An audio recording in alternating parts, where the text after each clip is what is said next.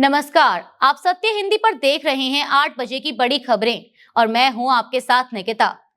Jharkhand JPSC परीक्षा रद्द करेगा, लेकिन छात्र सीबीआई जांच की मांग पर अड़े। नॉर्थ 24 परगना में ममता बनर्जी की गाड़ी पर पत्थर और कीचड़ से हमला। इसराइल ने गजा को लेकर ट्रंप की 15 सूत्रीय योजना को किया खारिज।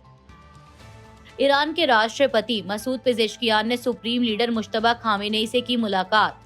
मक्का समझौते पर इसहाक डार ने दी सफाई, बोले यह समझौता पूरी तरह रक्षात्मक। झारखंड सरकार और जेपीएससी और जेएसएससी अभ्यर्थियों के बीच रविवार को हुई बातचीत बेनतीजा रही। छात्र नेताओं ने साफ कहा कि सीबीआई जांच की घोषणा होने तक आंदोलन जारी रहेगा। प्रदर्शनकारियों ने अब 10 अगस्त को झारखंड विधानसभा तक बड़े मार्च का ऐलान किया है।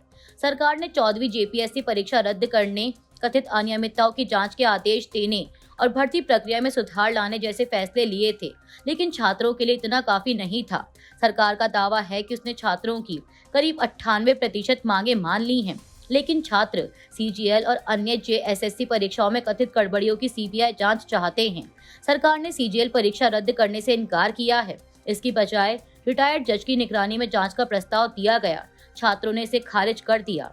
सरकार सीआईडी और ईडी से भी जांच कराने की बात कह रही है, लेकिन छात्रों का कहना है कि सीबीआई जांच के बिना कोई समझौता नहीं होगा। पश्चिम बंगाल की पूर्व मुख्यमंत्री और टीएमसी प्रमुख ममता बनर्जी ने नॉर्थ 24 परगना के हली शहर में अपनी कार पर हमले का दावा किया है।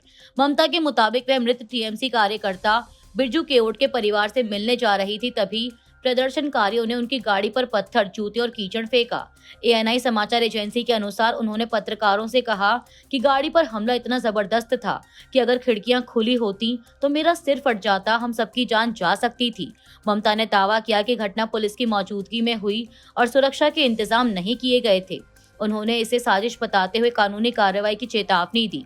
वहीं बीजेपी ने आरोप लगाया कि ममता इलाके में तनाव भड़काने गई थी। मृतक टीएमसी कार्यकर्ता, जिनकी पहचान बिरजू केओट के तौर पर हुई है, को हली शहर पुलिस ने जबरन वसूली समेत कई आरोपों में गिरफ्तार किया था। केओट कांचरापाड़ा नगर पालिका की पूर्व पार्षद जेनी शर्मा केओट के पति थे। पीटीआई की रिपोर्ट के मुताबिक गिरफ्तारी के बाद उन्हें शुक्रवार को अदालत में पेश किया गया और 5 दिन की पुलिस कस्टडी में भेज दिया गया। हालांकि आज उनकी मौत की खबर आई, जिसके बाद उनकी पत्नी ने आरोप लगाया कि लॉकअप के अंदर उनकी पिटाई की गई और पुलिस की मारपीट के कारण उनकी मौत हुई। इस दावे पर पुलिस की ओर से कोई तुरंत प्रतिक्रिया नहीं आई है। इसराइल के प्रधानमंत्री बेंजामिन नेतन्याहू ने गजा को लेकर अमेरिकी राष्ट्रपति डोनाल्ड ट्रंप की 15 सूत्रीय शांति योजना को खारिज कर दिया है। नेतन्याहू ने साफ कहा कि जब तक हमास पूरी तरह और वास्तविक रूप से हथियार नहीं डालता, तब तक इस्राएली सेना गजा से पीछे नहीं हटेगी। कैबिनेट बैठक में उन्होंने कहा कि हमास का निरस्त्रीकरण सिर्फ कागजों या दिखावे तक सीमित नहीं होना चाहिए। नेतन्याहू के मुताबिक इस मुद्दे पर अमेरिकी अधिकारियों के साथ बातचीत जारी है। उन्होंने कहा कि ट्रंप की योजना के कुछ प्रस्ताव इसराइल को मंजूर हैं, लेकिन कुछ पर सहमति नहीं है। ट्रंप की योजना में हमास का निरस्त्रीकरण, इस्राएली सेना की वापसी और गजा के पुनर्निर्माण का प्रस्ताव है। इसके लिए पोर्ट ऑफ पीस बनाने की भी बात है। नेतन्याहू के रुख से योजना को बड़ा झटका लगा है। इसराइल के दक्षिणपंथी सहयोगी और राष्ट्रीय सुरक्षा मंत्री इतामार पेन-ग्वीर भी योजना का विरोध कर रहे हैं। ईरान के राष्ट्रपति मसूद पेजेश्कियान ने अपने कार्यकाल के तीसरे साल की शुरुआत में सर्वोच्च नेता मुश्तबा खामेनेई से मुलाकात की।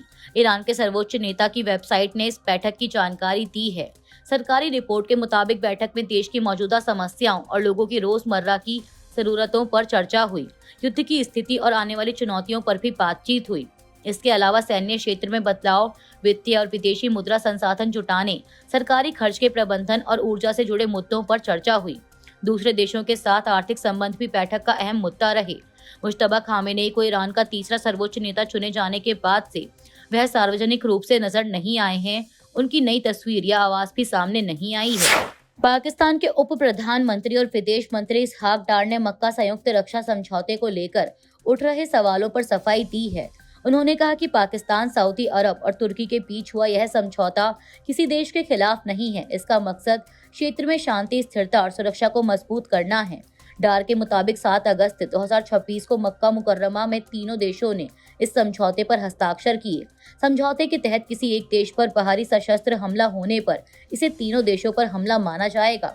यह प्रावधान संयुक्त राष्ट्र चार्टर के अनुच्छेद 51 के तहत आत्मरक्षा के अधिकार के अनुरूप है। इसहाक डार ने कहा कि समझौता पूरी तरह रक्षात्मक है और मौजूदा समझौतों को खत्म नहीं करता। उन्होंने यह भी कहा कि शांतिपूर्ण समाधान चाहने वाले क्षेत्रीय देशों के लिए समझौते के दरवाजे खुले हैं। National academy of legal studies and research यानी नालसार के कुछ छात्रों ने सीजेआई सूर्यकांत को दीक्षांत समारोह में संभावित मुख्य अतिथि बनाए जाने पर आपत्ति जताई है।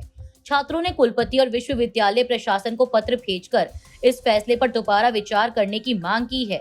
रिपोर्ट के मुताबिक शुरुआती पत्र को करीब 70 छात्रों का समर्थन मिला। बाद में 2027 से 2031 के बैच तक के करीब 380 और छात्रों ने भी इसका समर्थन किया। छात्रों की आपत्ति हाल में जंतर मंतर पर नीट से जुड़े प्रदर्शन और पुलिस कार्रवाई पर सुप्रीम कोर्ट में हुई सुनवाई के दौरान सीजेआई सूर्यकांत की टिप्पणियों को लेकर है। छात्रों का कहना है कि ये टिप्पणियां उनके संवैधानिक और कानूनी मूल्यों के अनुरूप नहीं थीं। हालांकि नालसार ने अभी तक दीक्षांत समारोह की तारीख या सीजेआई को मुख्य अतिथि बनाए जाने की आधिकारिक पुष्टि नहीं की है। छात्रों ने कहा है कि जवाब नहीं मिलने पर वे विरोध प्रदर्शन कर सकते हैं। कांग्रेस नेता राहुल गांधी ने रविवार को छात्रों की स्थिति को लेकर केंद्र सरकार की निंदा की। उन्होंने सोशल मीडिया प्लेटफॉर्म एक्स पर एक पोस्ट में कहा कि प्रयागराज में एक छात्र ने उनसे कहा कि अब मेरे पास कोई रास्ता नहीं बचा। छात्र ने कई साल तक तैयारी की, इसके लिए परिवार ने जमीन बेची और माता पिता ने कर्ज लिया, लेकिन इसके बावजूद उसे कुछ हासिल नहीं हुआ। उन्होंने कहा कि यह छात्र की हार नहीं बल्कि उस व्यवस्था की हार है जिसने उसकी मेहनत का उचित परिणाम नहीं दिया। राहुल गांधी ने गृह मंत्री अमित शाह की भी निंदा की। उन्होंने कहा कि घटना को 13 दिन हो चुके हैं, लेकिन गृह मंत्री अमित शाह के मुंह से एक शब्द नहीं निकला। मोदी जी माफी मांगने की जगह क्षमा बांट रहे हैं। उन्होंने कहा कि अमित शाह जी, यह मत समझिए कि हम जवाबदेही मांगना बंद कर देंगे। राजधानी की सड़कों पर बच्चों पर लाठियां और पैलेट चले और आपने एक शब्द नहीं कहा। आज नहीं तो कल इस जुर्म का जवाब आपको देना होगा। राहुल गांधी ने कहा कि छात्र देश की रोशनी है और वह उनके साथ पूरी मजबूती से खड़े हैं। झारखंड में जेपीएससी और जेएसएससी भर्ती परीक्षाओं में कथित अनियमितताओं के खिलाफ छात्रों का आंदोलन रविवार को 16वें दिन भी जारी रहा। इस बीच मुख्यमंत्री हेमंत सोरेन ने प्रदर्शन कर रहे युवाओं को न्याय का भरोसा दिया है। उन्होंने कहा कि सरकार ने गड़बड़ी पकड़ ली है और दोषियों को कठोर से कठोर सजा मिलेगी। हेमंत सोरेन ने कहा कि युवाओं को अपने अधिकार और न्याय के लिए किसी राजनीतिक दल के संरक्षण की जरूरत नहीं है। उन्होंने आरोप लगाया कि कुछ लोग अपनी राजनीतिक महत्वाकांक्षाओं के लिए युवाओं को गुमराह करने की कोशिश करते हैं। मुख्यमंत्री ने कहा कि सरकार का मकसद युवाओं को उनका हक दिलाना है। वहीं सरकार और आंदोलनकारी छात्र संगठनों के बीच रविवार को फिर बातचीत हुई। इससे पहले शनिवार को भी दोनों पक्षों के बीच दिन भर बैठकों का दौर चला था। छात्रों का आंदोलन भर्ती परीक्षाओं में कथित गड़बड़ियों के खिलाफ जारी है। दिल्ली की जवाहरलाल नेहरू यूनिवर्सिटी यानी जेएनयू ने उमर खालिद की किताब पर होने वाले कार्यक्रम की पूर्व अनुमति रद्द कर दी है। विश्वविद्यालय ने बताया कि 10 अगस्त को होने वाले कार्यक्रम के लिए SSA1 सभागार की बुकिंग रद्द की गई है। जेएनयू के मुताबिक कार्यक्रम की पूरी जानकारी नहीं दिए जाने के कारण यह फैसला लिया गया। इससे पहले जेएनयू स्टूडेंट्स यूनियन ने international day of the first indigenous peoples के मौके पर उमर खालिद की किताब fractured communities, Adivasi histories and the politics of power पर चर्चा का आयोजन तय किया था।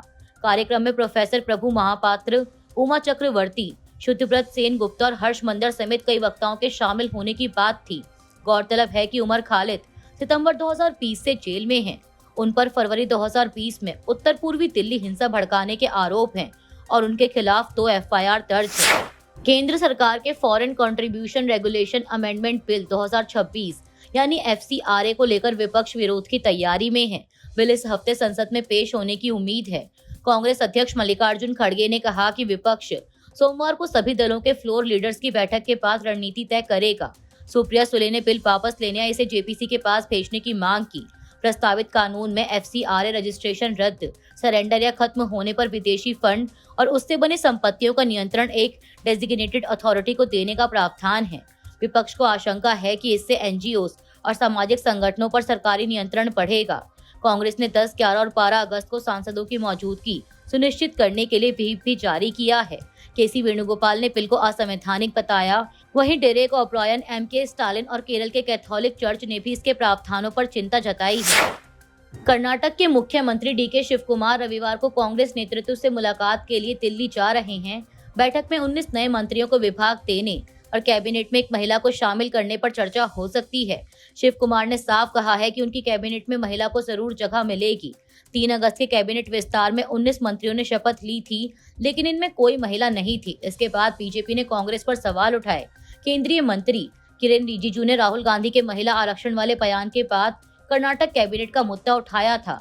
राहुल गांधी ने 2023 के महिला आरक्षण कानून को परिसीमन से अलग लागू करने की मांग की है।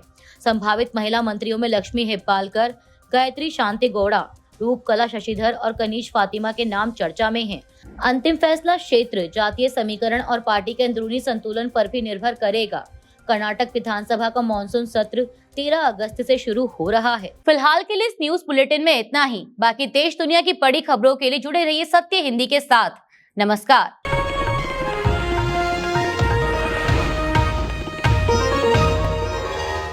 Copyright disclaimer under Section 107 of the Copyright Act 1976. Allowance is made for fair use for purposes such as criticism, comment, news reporting, scholarship, and research.